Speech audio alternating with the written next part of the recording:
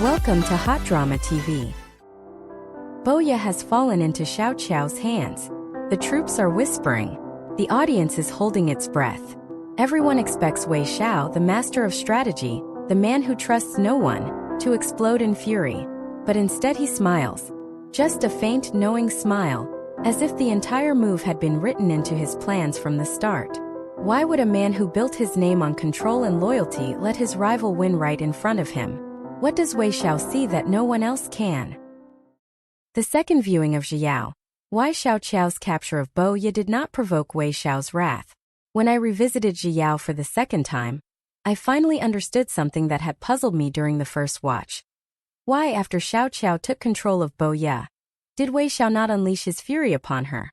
The surface answer, that Wei Shao is simply magnanimous, is the one the drama itself offers through the strategist's words. But on closer inspection, this is only a gentle half-truth, a balm meant to ease tension. The real explanation lies deep in the character's shared history, unspoken motives, and unhealed wounds. The chessboard between Wei Shao and Xiao Qiao. At the heart of Zhe Yao, especially in the Bajou storyline, is a high-stakes contest between Wei Shao and Xiao Qiao. Wei Shao stations his troops at Panyi, while Xiao Qiao secures the strategic outpost of Boya. In response, Wei Shao applies pressure from Xiao Gang, seeking to corner her. Xiao Qiao, however, quietly works on an escape plan, digging secret tunnels under the watchful eyes of her enemies. On the viewer's screen, speculation bursts like wildfire. Will Xiao Qiao betray Wei Shao again? Would this second betrayal shatter the fragile trust he has so painstakingly begun to build? But when Boya falls under the Qiao family's banner, Wei Shao reacts in a way few expected. His displeasure is there, a flicker in his eyes, but it never blooms into rage. Instead, he toys with her through small acts of provocation, as if amused by the move rather than wounded by it. Even Xiao Qiao herself cannot resist asking the strategist, "Why hasn't Wei Shao blamed me?" The strategist's reply, that Wei Shao is a tolerant man, is both a truth and a disguise. The hidden depths of Wei Shao's restraint. The truth is that Wei Shao is a man of contradictions. Sharp-tongued yet soft-hearted, reserved yet deeply loyal to those he still calls family. This duality is laid bare in the so-called wooden box incident. Lady Zhu, Wei Shao's mother, in an attempt to discredit Xiao Qiao, damages a wooden box that Wei Shao has kept close for years. She assumes it contains military secrets and hopes to force Wei Shao into banishing Xiao Qiao. But the act fails, not because of luck, but because Xiao Qiao skillfully turns the accusation aside. It is here that we see the first fracture in Wei Shao's carefully guarded emotions. He quickly realizes his mother is behind the scheme. Instead of a public confrontation, he responds with quiet firmness, correcting her without humiliating her. He does not reveal what the box truly holds. Relics of his grandfather, father, and elder brother, the last tangible connections to the men he has lost. Lady Zhu's ignorance is telling. She does not even know her son's shoe size, let alone the weight he carries in his heart. Years of grief have eroded her attentiveness, leaving Wei Shao both her son and a stranger in her eyes. Anger without cruelty. The wooden box incident ignites Wei Shao's anger toward his mother more than any previous quarrel.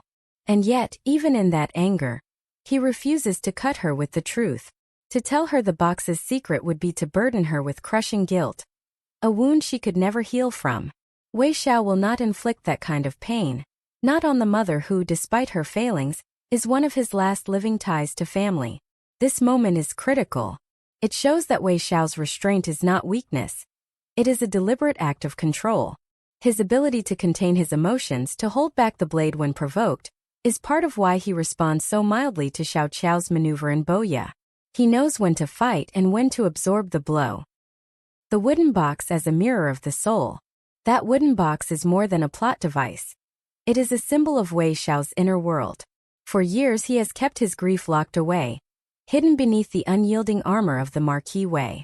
The day it is damaged is the day those emotions, long suppressed, rise to the surface. Alone, Wei Shao stares at the relics inside.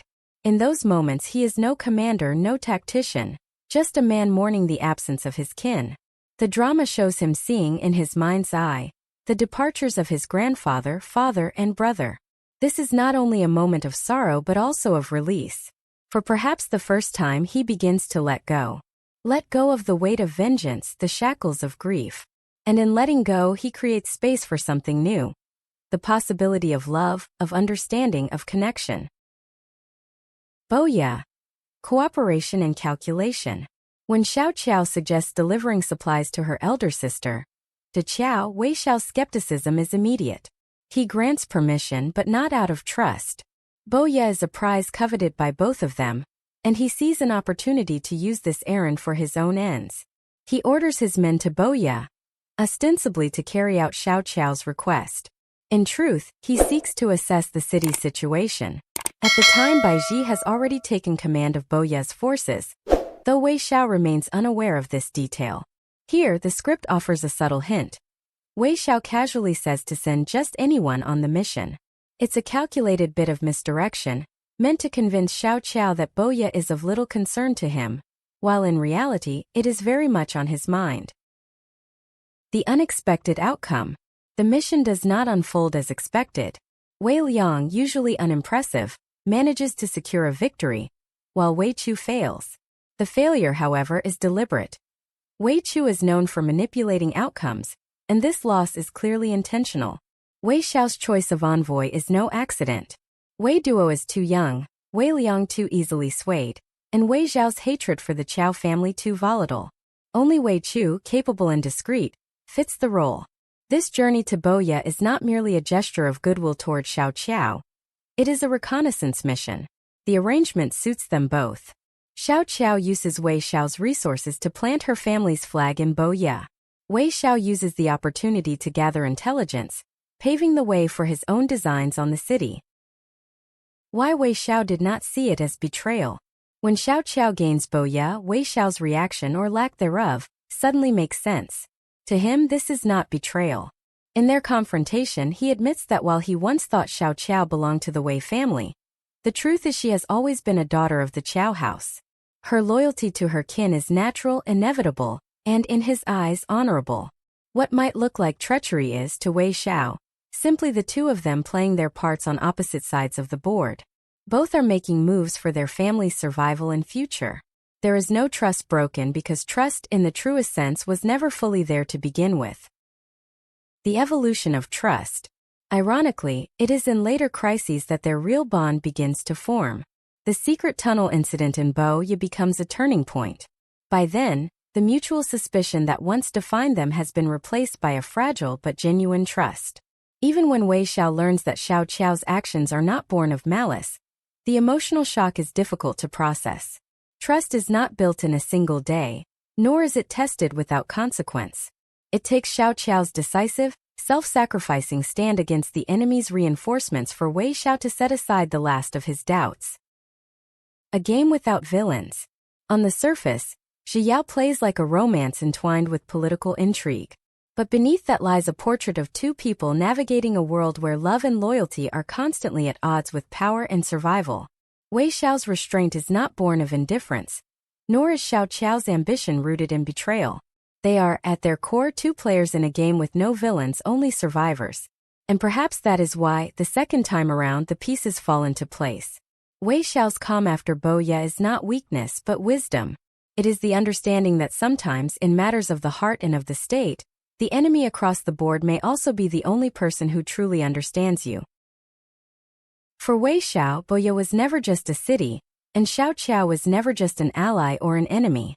In her, he sees the same fire, the same resolve, the same unshakable loyalty to her people that he carries for his own. What others call betrayal, he calls the rules of the game. And in a world where every bond can be broken, perhaps the greatest victory is finding someone, even on the opposite side of the battlefield, who truly understands you. Boya was not the hill Wei Shao wanted to die on. Because sometimes the real prize isn't the territory, it's the player across the board.